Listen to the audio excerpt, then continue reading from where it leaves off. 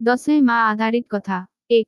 महिषासुरको उदय र वरदान। महिषासुर एक शक्तिशाली राक्षस थियो जसको पिता रम्भ राक्षस र महिषको आत्मा भएको राक्षसी थिए। महिषासुरले कठोर तपस्या गरेर ब्रह्माजीबाट वरदान माग्यो कि उसलाई कुनै पुरुष, देवता, मानव वा राक्षसले मार्न नसकोस्। यो वरदान प्राप्त गरेपछि महिषासुर अहंकारी बन्यो र उसले स्वर्ग, पृथ्वी र पातालमा आतंक मचायो। उसले इन्द्रको स्वर्गलोकमाथि कब्जा गर्यो र देवताहरूलाई पराजित गर्यो। पृथ्वीमा पनि उसको आतंकले मानवजाति र धर्मको विनाश हुन थाल्यो। देवताहरूले ब्रह्मा, विष्णु र शिवसँग सहायता मागे, तर महिषासुरको वरदानका कारण कुनै पुरुषले उसलाई मार्न सक्थेन। 2. माता दुर्गाको सृष्टि। महिषासुरको आतंक रोक्न देवताहरूले आफ्नो संयुक्त शक्तिबाट एक महान शक्तिशाली देवीको सृष्टि गरे, जसलाई दुर्गा भनियो। प्रत्येक देवताले आफ्नो शक्ति र हतियार माता दुर्गालाई प्रदान गरे।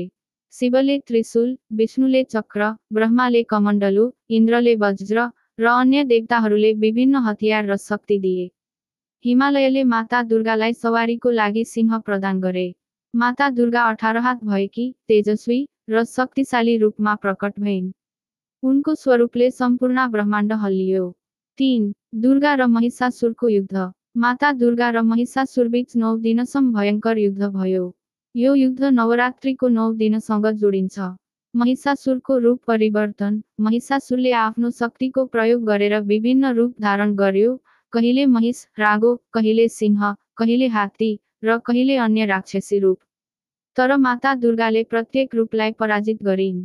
महिषासुरको सेनाले पनि मातालाई रोक्न खोज्यो, तर माताको शक्ति र सिंहको गर्जनले राक्षसहरू तितरबितर भए। युद्धको क्रममा माता दुर्गाले चण्डमुण्ड, शुम्भ निशुम्भ र अन्य राक्षसहरूलाई पनि पराजित गरिन्।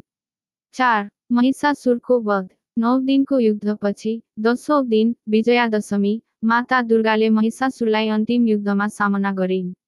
महिषासुरले आफ्नो मूल महिष रूप धारण गरेको थियो। माताले आफ्नो त्रिशूलले महिषासुरको छातीमा प्रहार गरिन् र उसको वध गरिन्।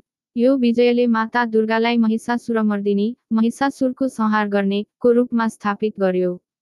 यो घटनाले असत्य, अहंकार र अधर्ममाथि सत्य, धर्म र शक्तिको विजयलाई दर्शाउँछ।